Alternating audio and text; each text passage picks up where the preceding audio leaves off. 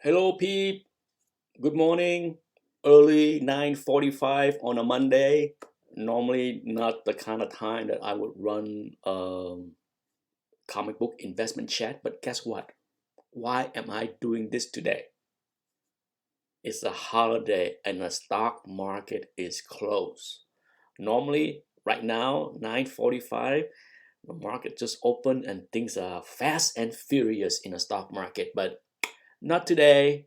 Boring Monday morning for me because the market is closed. I caught up on my Netflix binging. So I have a lot of free time to sit around and do nothing. Actually, I just sat down and shoot a video that I probably will load sometime next week. I got too many on queue, so there's no rush to get anything out for people to watch. But it will be a fun one to watch.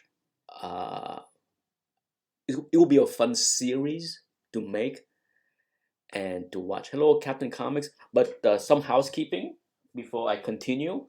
Thank you, everybody, for participating in the comic book auction that ended yesterday.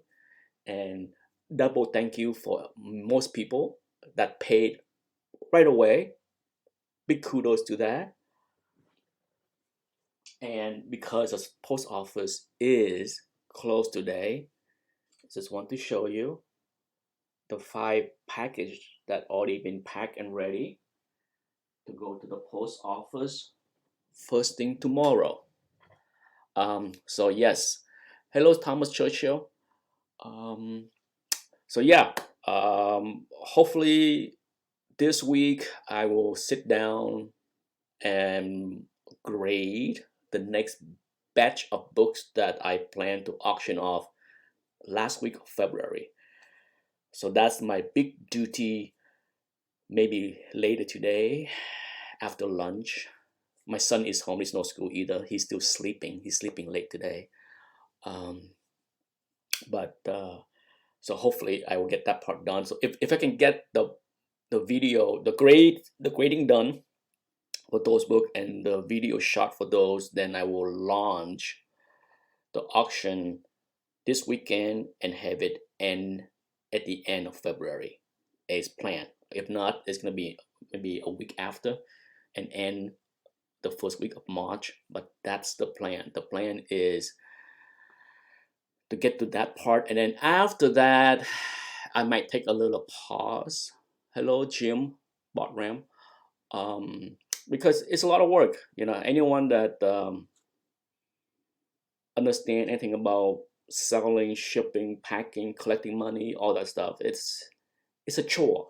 So um, my next big task for those that have not followed me closely on what I'm selling is that I am pulling a lot of DC horror, bronze, early silver, late silver, early bronze, or mostly bronze, as well as DC war books. Okay, so DC war books and DC bronze horrors are the books that I am pulling or have been pulling um, as far as the next stuff that might be up for sales. A viewer, have approached me to buy the bulk of those books, and what I will plan to do is, of course, go through, grade them, categorize them, okay, like log them as far as like what issue, blah blah blah, grade them, and then the difficult part, price them.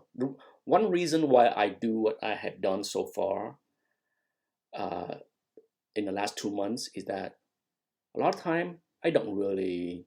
I know the slab market very well as far as value. I know the keys value fairly well as far as slab and keys, even raw. That's why I can buy stuff and to flip and pick up bargains.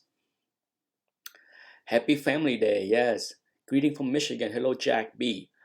So that's easy for me to price all that stuff. But when it comes down to raw non keys, especially non keys, I don't really follow those kind of activities on eBay to know what the heck is the fair value. That's why I put them up for auction. A lot of people have contacted me privately via email and asked, hey, can I name a price, and if I agree to that, can you sell that to me and bypass the auction?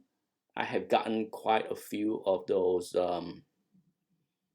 emails, but to be honest, I don't really know what's the fair value is, or what's the right value. So I just throw them up in the auction for people to bid on them, and I can live with whatever. The minimum bid that I put out there for each lot or each book is basically the kind of price that I am willing to part with the book. Whether it is way below fair market value, I don't care. Okay, but that's how I price things as far as the starting bid for each lot or each books or whatever it is. That's basically how I approach the auction. To speed things up, I'm not going to put things at 99 cents and wait for 20 people to bid up to $20 when I know it can go for $20 easily on eBay. So that's how my starting bids work, and I let people that really want the book to bid after. Brett is here, said the tax on eBay are killing me. I can say that occasionally when I buy something on eBay, still I don't get the tax. So I don't understand how the whole tax thing works and how eBay decide to place a tax on a certain purchase and not tax on another purchase. I don't know. I do pay attention when I check out to see if they tag on the tax, and sometimes they don't.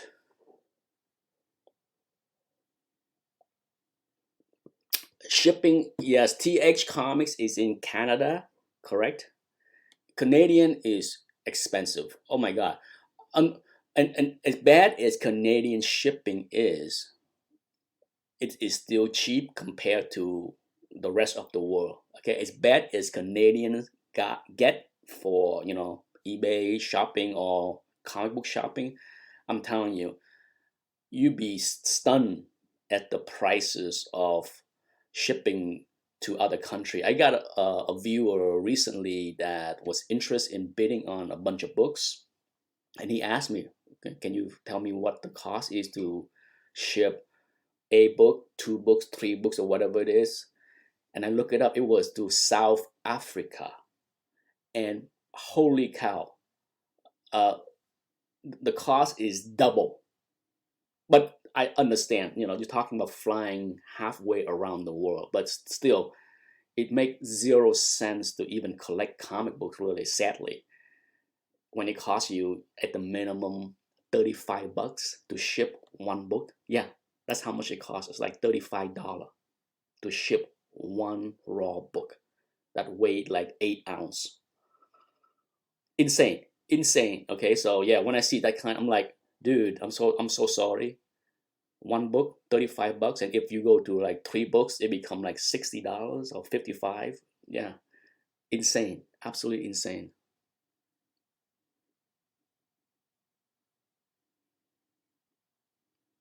Jack B asks, are your auction on specific days and time?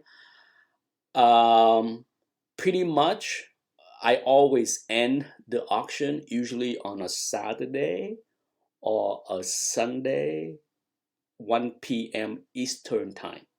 Now, why do I pick 1 p.m. Eastern time? Because usually after lunch, I have free time to make sure I close the auction on time accurately and record who won and all that stuff and invoice people. So it's the best time for me. Plus, at 1 p.m. Eastern time, it gave enough time for people even in the West Coast, if they want to wake up at 10 a.m. to place a bid at the latest. So it's enough time. And sure, can I end it at 8 p.m. Sunday? I can do that too, but for me, I don't want to sit around my computer at 8 p.m. on a Sunday or Saturday. I just rather end it at 1 p.m. It works for me. I have been doing that format now for the last 4 or 5 auctions. Yeah, it works.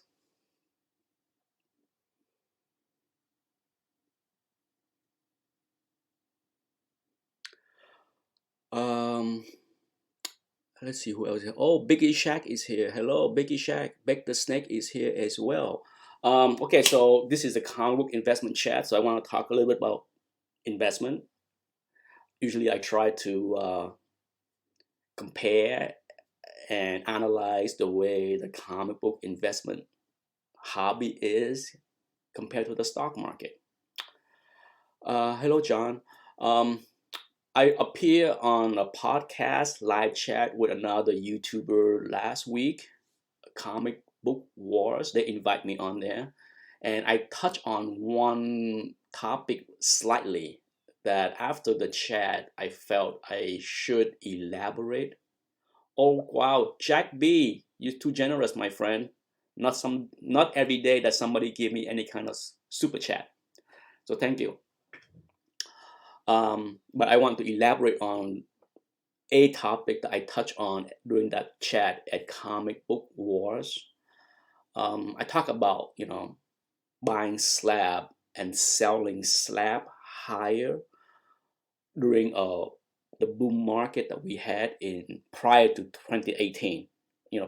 Prior to 2018, from 2012 through 2018, we got such a good, strong, vibrant market that a lot of people can make decent profit buying slab and flipping them, because the market was going up. When you have a market that's go up, sometimes 25% on big keys from one year to another, you can buy a slab and turn around and sell that slab a year after and make 25%. Yeah, that was possible. Some people was doing that. It was feasible. And I want to equate and elaborate on that with the stock market. One of the things that occur in the stock market from time to time during a bull market run is what people coin momentum investing, momentum trading, momentum. Because that's when you have a bull market, things are going gangbuster. You don't have to worry about buying things on the cheap. One of the things that I learned early in my early days in investing, working for investment firm back in 1996 through 2000, was the saying during a bull run that was repeated by a lot of professionals on TV: buy high, sell higher. Okay, during the crazy internet bubble of 1998, 1999, that was very common. You see a lot of bullish portfolio managers and hedge funds people talk about forget about buying things on the cheap, forget about buying value stock. It is about buy high, sell higher. Okay, so that's is a big part of momentum investing and momentum trading, because the momentum is going that way. Okay, so I want to equate that kind of mental mindset with the way the hobby was prior to 2019. You have a boom market, a raging bull market in keys of all sort, even non-keys or non-big keys. A lot of speculative books and all kind of craziness. But that's what happened during that crazy market. You had an environment where you can buy high and sell higher. It works. Okay, it was working for a long time, multiple years. It was not a short stint of madness. It was a long dose of craziness.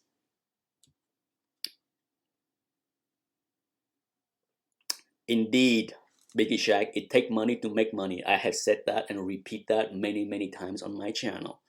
But now that that environment is pretty much gone for now, I'm not saying gone for good, okay? As in with many market, whether it's real estate or stock market or comic book investing, there will be bull run and there will be a correction or a bear market. Now, are we in a bear market? Time will tell. It could be. You know, when you have a 20-25% fall down in many big books, some people would call that a bear market. Uh, some people would call that a crash. Some people would call that a correction. I'm just going to call it a crash. Now, if we have the crash, as we already had, but it's going to keep on sliding slower for the next year, for the rest of this year, then I think it would not be wrong to categorize it as a bear market, because now you're talking multiple years. Okay, if you have a bad 2019 and 2020 was even, well, worse is not the right word, because sure, it keep on going down, but it didn't go down as much as far as the magnitude or the percentage. But if you go down, say in general 25% in 2019, and then if the market slide another 5% or even 10% in 2020, well, guess what? It's not a rebound. We're in a bear market, because if you combine the 2 years, you're talking 30 to 40% decline on many big books, right? So we'll see. It's too early for me to call this is a bear market. But even if someone want to use that term, this is a bear market, I wouldn't debate that you're wrong. It's okay. I mean, it's terminology. It doesn't matter. At the end of the day, the numbers matter. Okay, the magnitude of the decline of many books matter, and you can put lipsticks on a pig however which way you want. It's still not pretty as far as the decline of last year, as well as a continued decline of this year. Hello, Jim Colura. Bake the Snake, hello. And double triple X. um, so yeah, momentum trading, momentum investing, that is not the current market that we have. Sadly, that trend is over for now. Um, the way that I flip comic books, I think I can even equate that to what the professional portfolio manager out there will call value investing, because I try to find value. I try to buy things on the cheap. And that works in any environment. It might not work as well in a raging bull run, but I think it does work well enough for me to enjoy an easy flip for the past many years. Okay, I stay out of the hot game, the hot book games. I stay out of the buy high, sell higher game. I was able to find bargains. I was able to find value over the past few years in the market and make decent money. So I equate my strategy to what Wall Street people would call value investing. It works. You can find value, you can find deals in any environment, you can make a buck.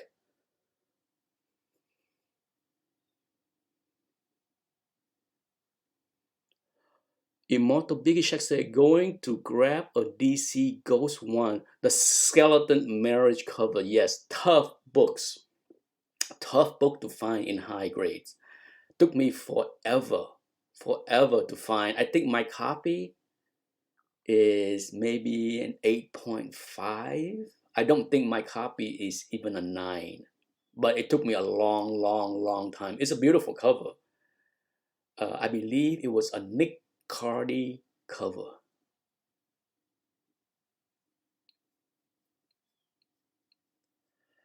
TH Comics said, I prefer holding until I make a good profit. Yeah, that's, when it comes down to that strategy, there's nothing wrong with that strategy. It's about what's more important before that strategy kick in, as far as holding until you make a good profit, is your entry point. Okay, that's one of the things that I harp on and discuss often with many traders. People always ask, what's a good stock to buy? That's not the question. That's the wrong question to ask. There's a lot of good stocks to buy, just like there are a lot of good books to buy. The question, and most important question, is what's your entry point? Okay? If your entry point is high, it doesn't matter how good the book is, it doesn't matter how good the stock is, you are likely not going to make a good profit. Or you will have to wait a long time to turn a profit. Does that make sense? Same thing with another comment by TH Comics, says sometimes I have to average the price down. Same thing with stocks, okay? My strategy on buying stocks is, let's say I want to buy 300 share of Apple at the current price. I don't know if the current price is a good price. There's no way I will go out there right now and buy all 300 share on the same trade. Never, never. What would I do? Now, some trader will have a strategy where they would say never average down. Your first buy, if you pick the right entry point, and some trader can do this. I know traders that are very disciplined where they said, I'm going to be very patient. If a stock comes down to this level, I will buy. If it doesn't, so be it. I will not touch it. There are very disciplined traders out there that will do that. I'm not one of those traders. I might look at the stock and say, gee, I like that stock a lot, but I certainly don't want to buy it right now. But if it drops to this level, I will nibble a little bit.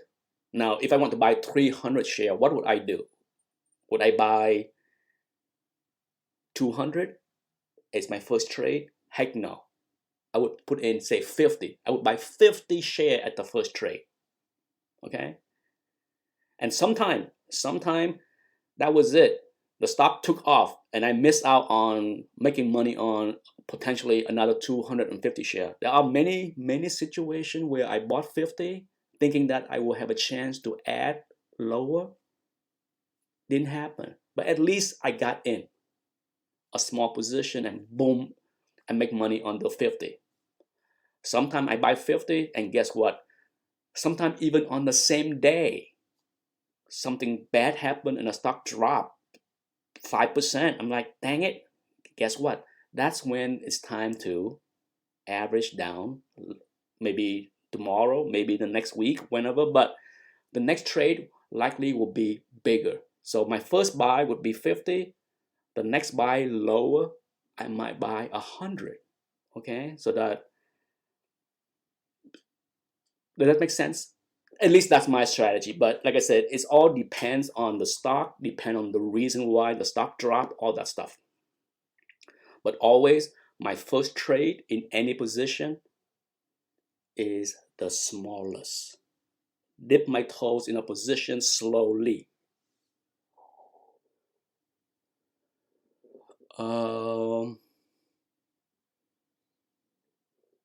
Hello, Slim.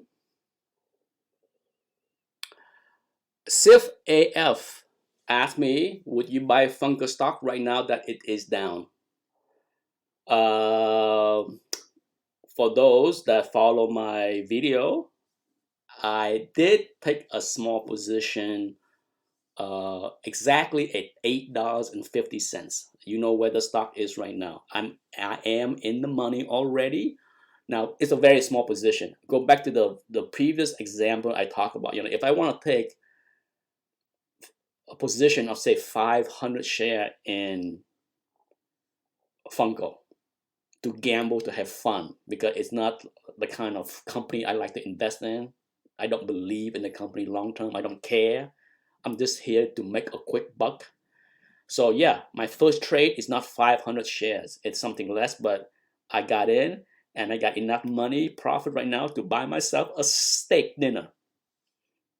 Now, is it does that mean that I'm done buying Funko? If the stock go to 10, I have to watch and wait. It's all about understanding the situation. Right now, the market is not a good place to put a lot of money in. We have serious issue, the coronavirus. Is a lot of bad things can still happen. Okay, I'm not bullish on the market whatsoever, but at the same time, it doesn't pay to be super bearish. It pay to be careful. So yes, I have taken a small position. Would I recommend people to buy Funko stock right here, right now? No. One of the reasons I left the business many years ago because I hate talking to people. I hate recommending stock to people because people behave very odd. I used to run after I left the business altogether. I used to have a group of friends and family that I put in one email group. Okay, that I would email my trades so that they see what I'm doing. I even write a monthly report of because I was still pretty much living in that world. I used to write a monthly report on what I think about the market, how the market behaved this previous month, and why I think it did what it did, what I think about the next month, and what stock I'm watching. I used to write a fancy report and email to friends and family for free, okay? And it was a thankless job. After a while, I hated the emails that I receive from people because 9 out of 10 times people don't do what I recommend. Okay, when I say I'm buying this stock last week for this price, 9 out of 10 people, if not 10 out of 10 people, think they are smarter than me, so they don't want to buy at that price. They think they can get it lower, and guess what? They miss out. Okay, and then on things that I said I'm selling, I sold something right now or this week because I'm done with this position. 9 out of 10 times, if not 10 out of 10 times, people think they are smarter than me and they didn't sell. They want to sell it higher. And guess what? Sometimes that didn't pan out very well. And the stock tanked and they lost money and then they complain, they whine, they bitch, they do way too many of those situations to deal with. And so after a while, I'm like, I'm done. So around 2010, I think, was the last of it. I'm just like, I'm done. I'm done with this email service thing with my friends because I'm just like, you guys can trade on your own, but I'm not recommending any more stocks. I'm not going to tell you what I buy, what I sell, because it's a thankless job. You don't pay me for my advice. You don't follow my advice. So do not bitch to me about what's not working. Keep your mouth shut.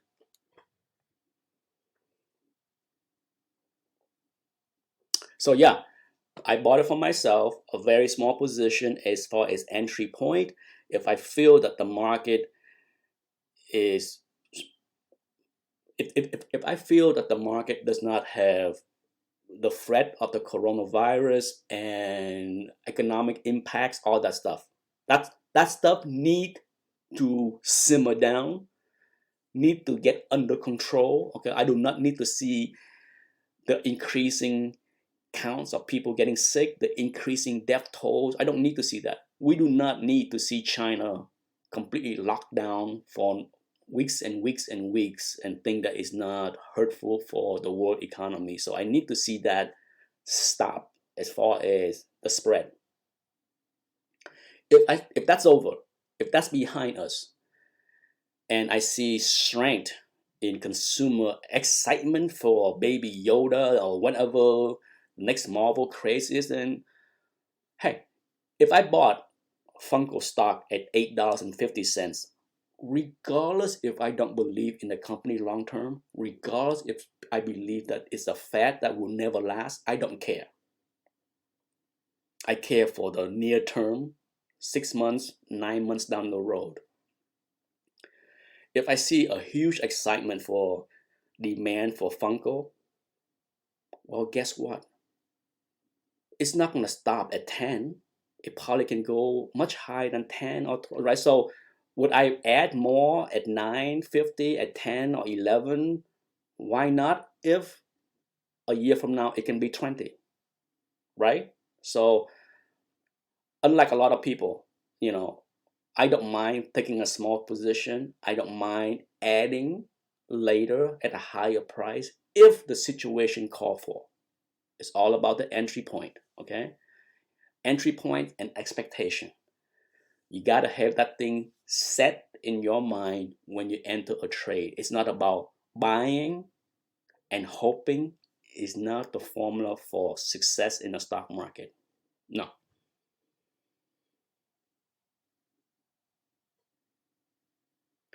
TH Comics, same thing with Cruise Line, okay? I make decent money on investing in Carnival, trading, not investing. I trade Carnival Cruise, I trade Royal Caribbeans, but my God, was I happy? Was I happy to be out of Carnival Cruise Line? I think I got out like $6 higher than what it is right now. So I skipped the carnage that happened with Carnival Cruise Line. So I like cruising stock as far as a trade. Okay, I like it. I make good money on trading cruise line. The last time I traded cruise line stock was when President Trump announced that he is going to ban cruising to Cuba. And people was freaking out. Oh my God, it's gonna hurt the cruise stock. As if the cruise to Cuba amount to something significant. You think that's how you capitalize in a stock market when people act irrationally. Okay, when people look at the headline, oh my God, President Trump just banned cruising to Cuba. Yeah, the one cruise a week, that's gonna impact the bottom line. Guess what? You know what Carnival Cruise and Royal Caribbean will do with that extra ship?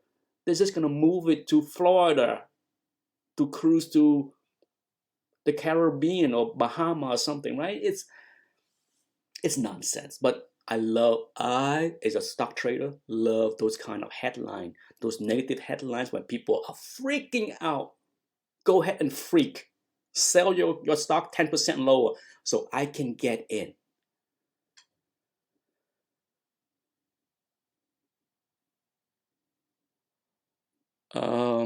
Thank you, John Valenzuela.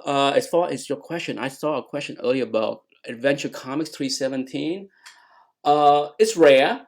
Again, let me uh, explain about rare. Okay, there's no doubt Adventure Comics 317 9.0 is rare. The bigger question is there a reason why it is rare?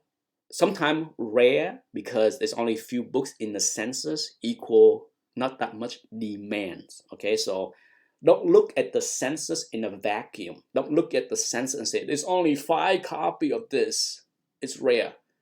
There are books that you can look at the census like Detective 31 and say, oh my God, it's only 34 or 40 copies, whatever that number is, and say it's rare because it is rare and the demand is high. That's why that book is like, the entry point for that book is like $10,000 for even like a 1.0 or incomplete copy, something like that. So rarity, census, it means something for some books, and for some books, a lot of DC books, believe it or not, especially Silver Age keys, have so low census because a lot of DC collectors just don't bother to slap or prefer raw book. I don't know. I don't know the real reason, but if you look at Batman, Batman is a huge character with tons of fans, right? Go and look at the census on many Silver Age Batman books. You'll be floored of how low they are. Does that mean that it's a rare book?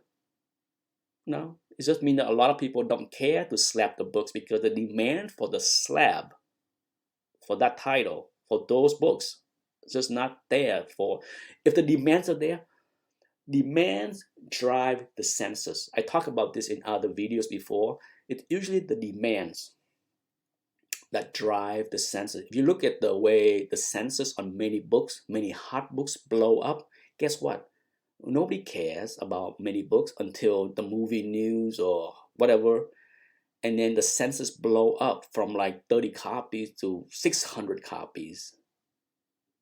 And then nobody cares anymore about that book and the price crashes. Okay, so never look at census in a vacuum because it does not measure demands.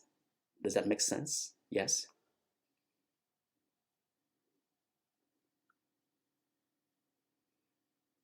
Slim Comics said the stock market is a cruel world. Just have to do your homework, supplies and demand. Anything can drop the market. Many things will drop the market. Uh, there's a lot of factors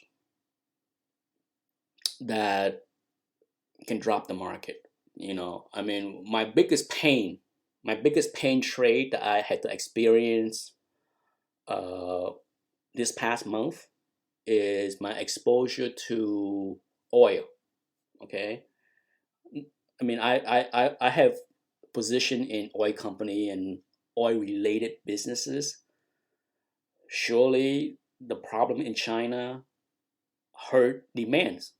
You notice how cheap gas is, right? So yeah, I mean, when a big part of China is crippled, where no one is driving, nobody is going to work, they freeze air flights, everything. The whole country is frozen. Guess what? Demand will drop. Oil demand will drop significantly overnight and continue to drop in the past couple of weeks. So guess what? Oil stock hammer. Okay, so yeah, a lot of things can impact things directly or indirectly. You just have to be quick on your feet, keep your head on a swivel. If you play in a stock market, okay, some people approach the stock market with, I buy something, I don't care, I'm gonna hold it forever. I don't advise that. Okay, I advise that, you know, if you're gonna buy a stock, regardless if it's a great company, regardless if it's Home Depot or Amazon or whatever, keep your head on a swivel. Make sure you stay on top of the current news because the stock market can hammer a good company. Okay, it can, it has, and it will do it again and again.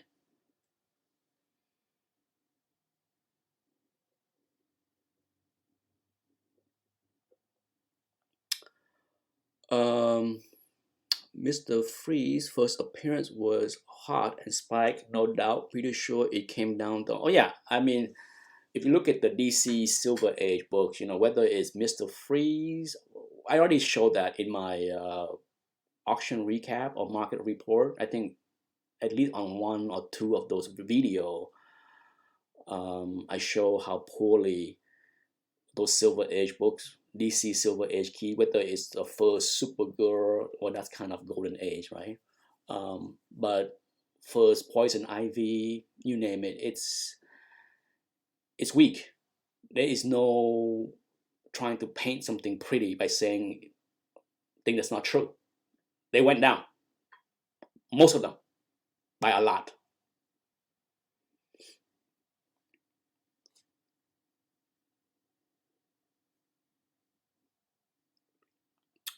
Do you think CGC will raise price to slab?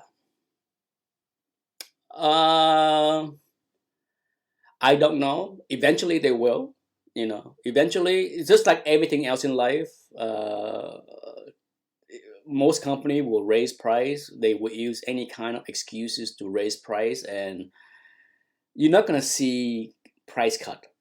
Okay, even with competition with CBCS the last few years, do you see price cut, a price war? No. It's always funny for me because for so many years I told all of my friends, look at Starbucks.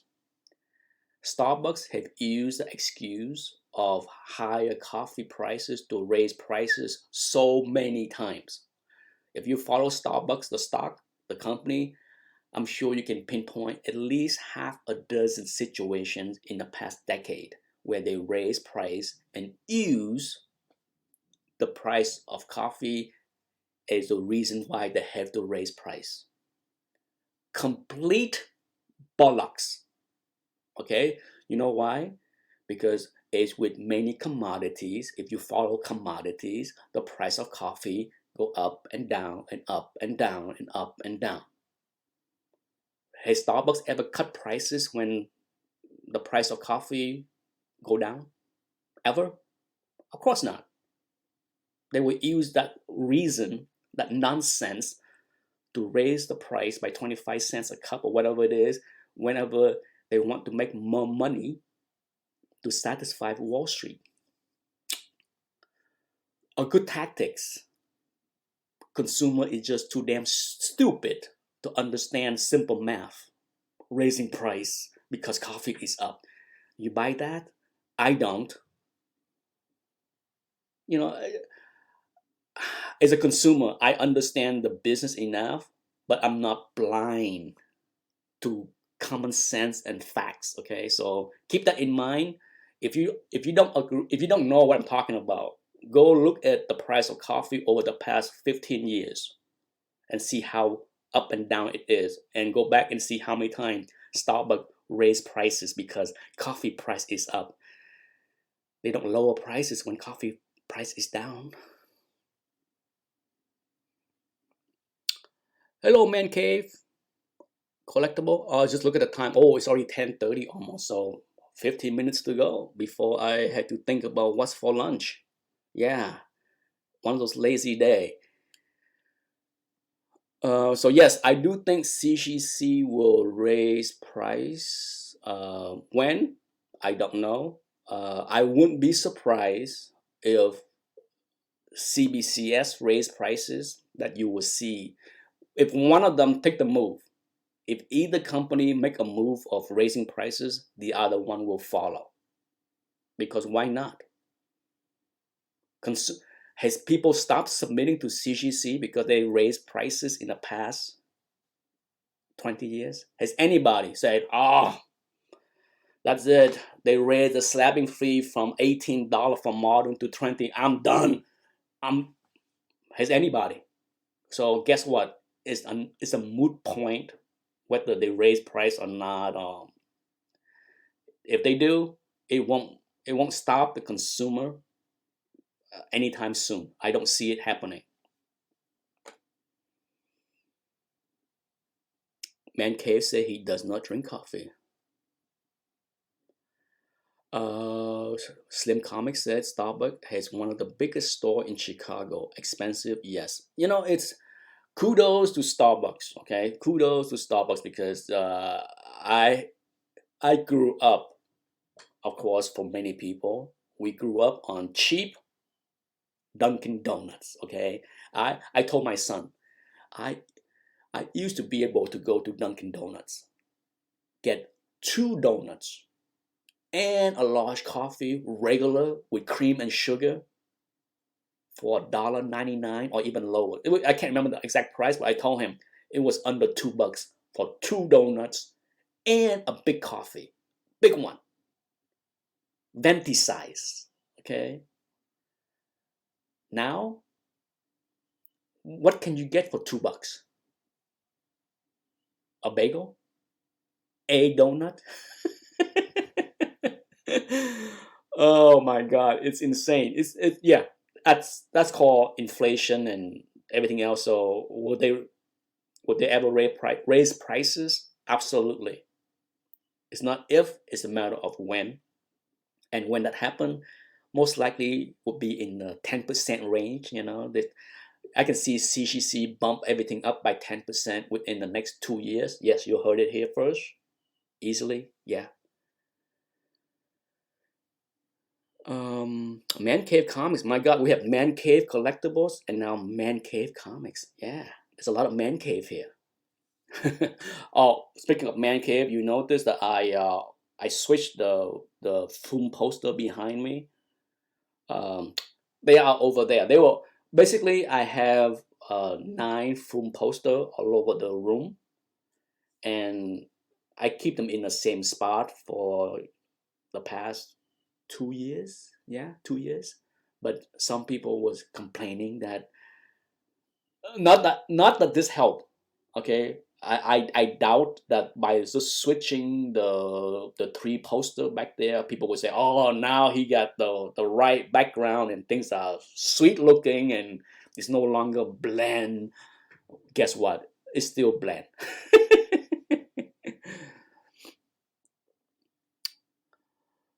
um, Man Cave said he's tired of market manipulation. Are you talking about the comic market or are you talking about the stock market? I don't know. I'm assuming you're talking about the comic book market.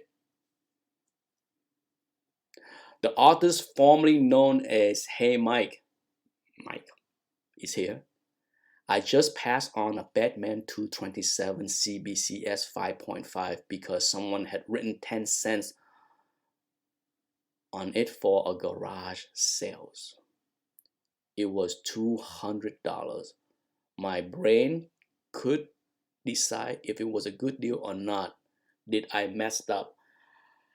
Um, it's not a good deal. It's not a bad deal. I don't have GPA open and I'm too lazy to open it right now to look for you, but I don't think it's a deal that you can't pass up.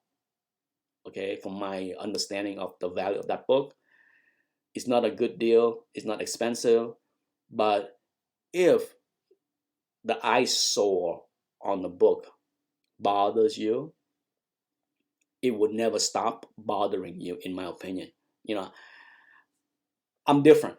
Some people can learn to love something, not me. I have my own criteria of what is acceptable and what's not. I avoid buying things that I think is ugly. Sure, I have some ugly books in my collection, but for the most part, I try to avoid buying things that become an eyesore later. For the most part, okay, I'm not successful at completely ignoring good deals. Oh, Man Cave clarified that he is tired of the manipulation of the comic market. Um, the manipulation of the comic market has been going on for quite some time. Okay, unfortunately, you're not gonna like to hear what I'm gonna tell you. Unfortunately, until the people stop being gullible, it will not stop. Okay, um, the channels that hype, pump, dump, talking garbage, talking nonsense, hyping rumors and all that stuff, until people stop paying attention. If they stop paying attention, they might not stop. Okay, uh, I talked about this in the podcast with Comic Book Wars. I said that I come up with the term tabloid collecting to describe the state of the hobby a while ago. You know, people love the sensational nonsense, regardless of how true it is. Okay, the big channels on YouTube that talk about movies, superhero movies. Okay, they pump out videos daily. sometimes twice a day. They will have videos on cut scenes or end credit scenes and talk about potential this, potential that forever. I mean, I give them credits that they can pick the end credit scenes of a superhero movie and come up with 50 theories. Sometimes it's the same damn theory a month later, but for some reason, people gobble up because those videos, they get tens of thousands, if not hundreds of thousands of views. Okay, so that's the state of the hobby, is that there is a thirst. I also coined this a long time ago. We are in the thirsty generation. People just can't get enough of fake news. Just give it to me. I don't care how much nonsense it is. I'm thirsty for this stuff. Okay, hey, it works. Those channels have millions of subscribers. It doesn't matter if 99% of what they say is not true. It's sensationalized. It's fiction. It's made up stuff. People love them. So the market is manipulated because it can be manipulated, and because people listen to them. Okay, it's out of my control. It's out of your control, but it's in the hand of the majority. And right now, the majority is saying, "Give me more.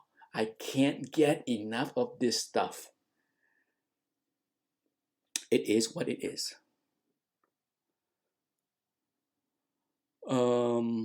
Felix came in with the price of $350 for CGC. Okay, as far as Batman 227, and if you follow my recent CBCS versus CGC video, you realize that a lot of CBCS books are selling for what?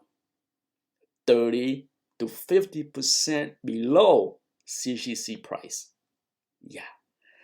That is why I said it's not high, it's not low. I realize the CGC price. I know I have an idea of the price range of CGC price, but when the viewer asked me about CBCS, you know how the market look at CBCS, right? It's just because if a CGC book is selling for 300 and you knock off a third, hello, 200. Yeah, so is it a good deal?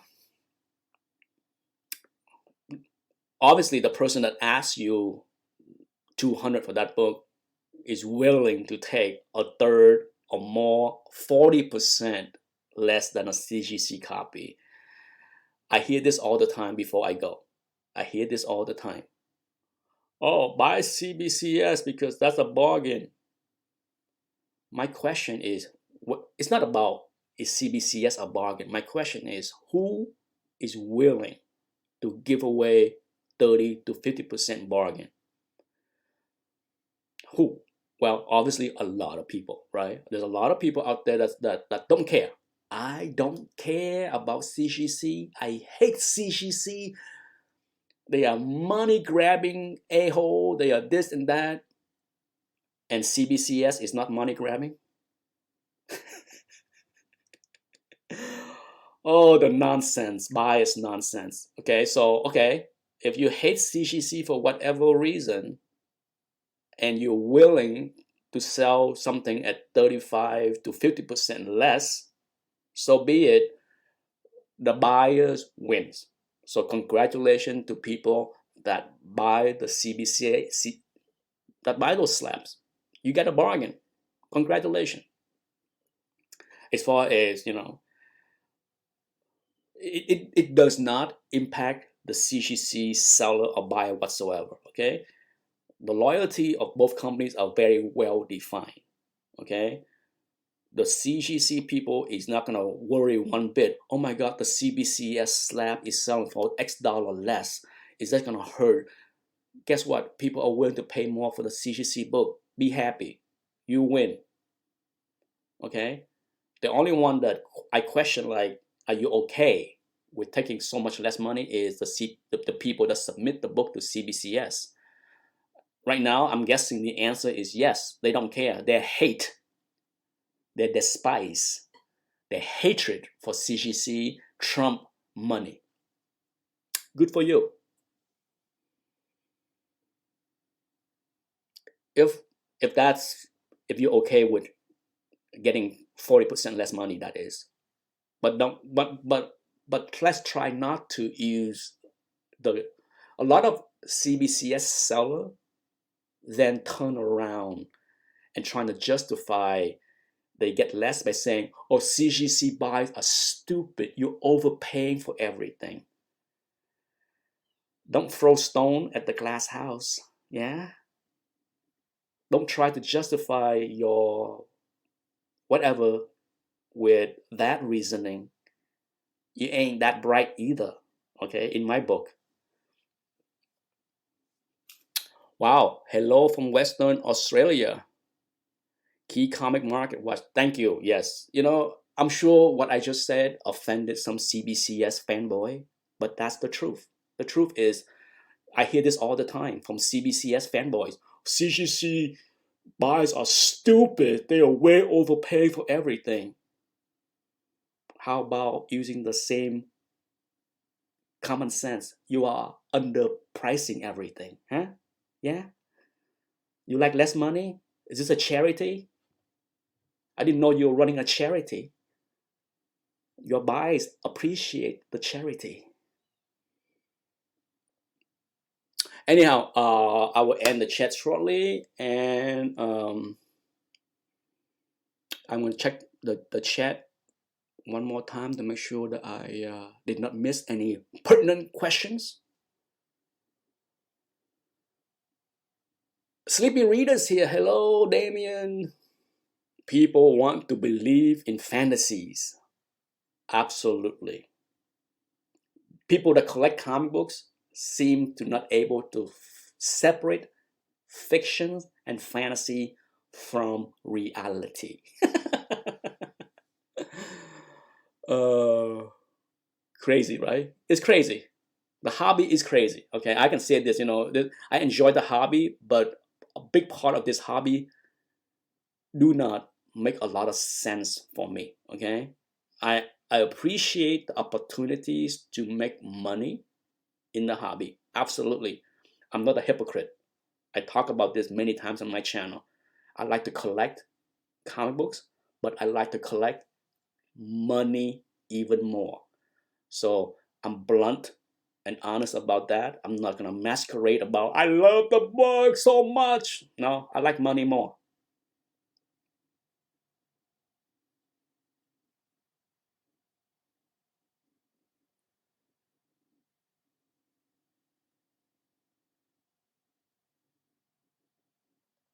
Lost S asked a question. Let me answer that one real quick. You say that CBCS grader are harder than CGC. My thoughts. I talk about this on a few videos, and I disagree wholeheartedly that they are tougher.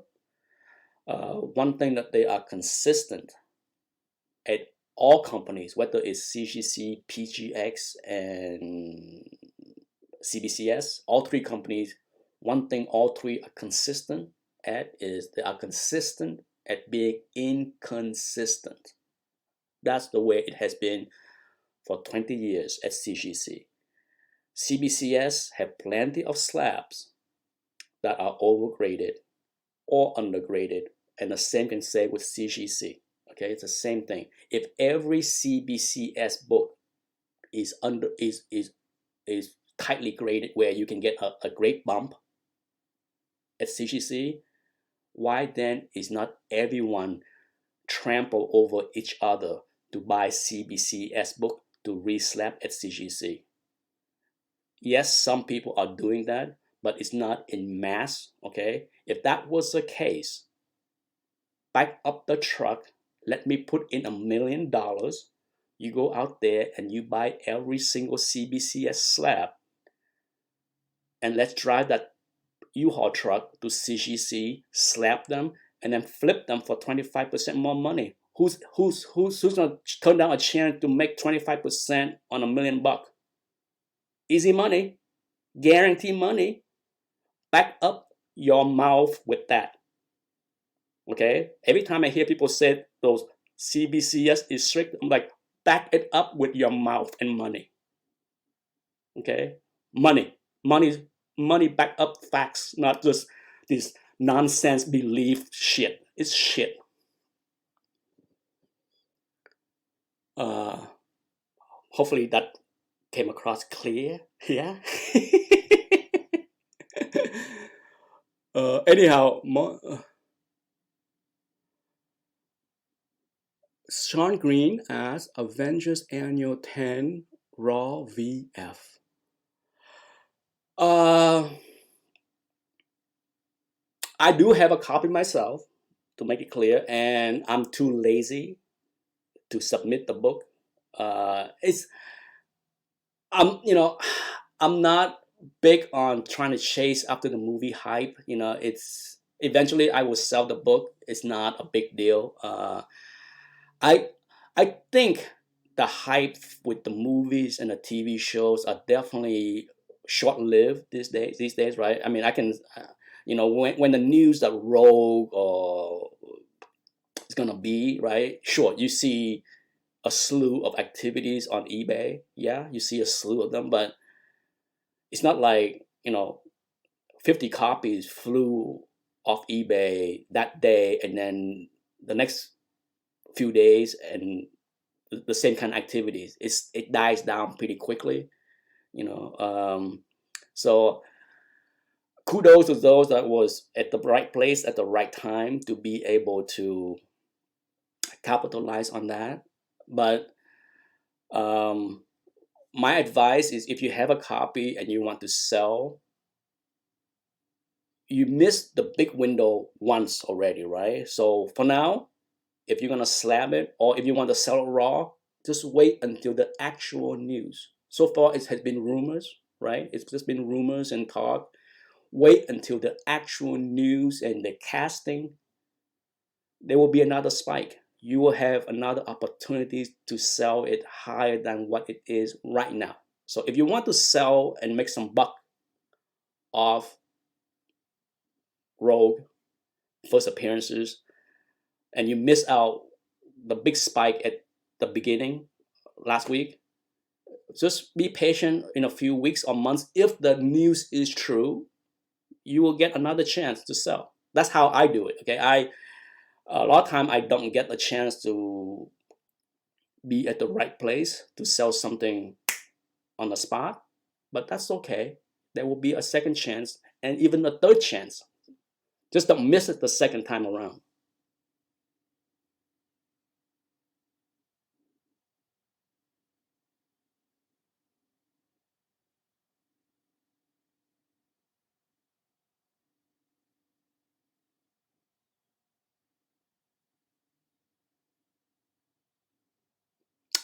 Hazel coffee, yes.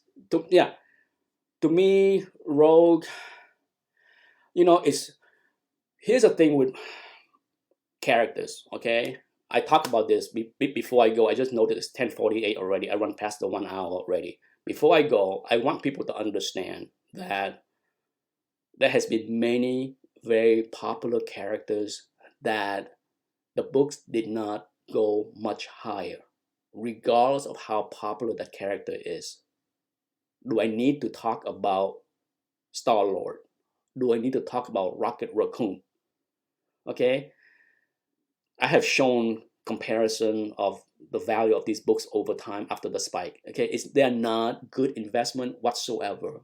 Okay, if you're lucky to buy those books for cheap and you can sell them on the spike, do it. Take the money, be happy.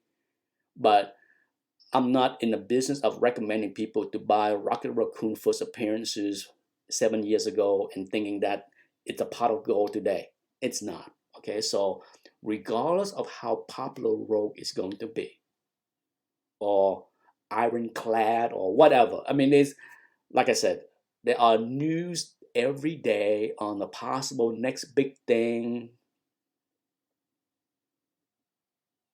Guess what? Has my comparison for Ronin, or whatever you want to call that, has that crash and burn not enough of a lesson?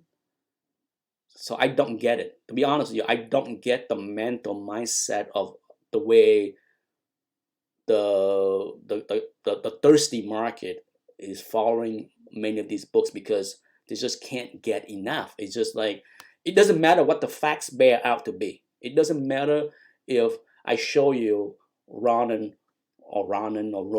first appearances crash and burn went from 200 to $60 right now. It will not stop some people from buying the next hot book and think it's a good investment. It will not stop. Okay, I talked about this already. I've shown enough facts. People don't care. That's fine. Can't save everybody. I'm not here to save anyone. I'm here to just give you the facts. You might not like to hear the facts, but it is what it is.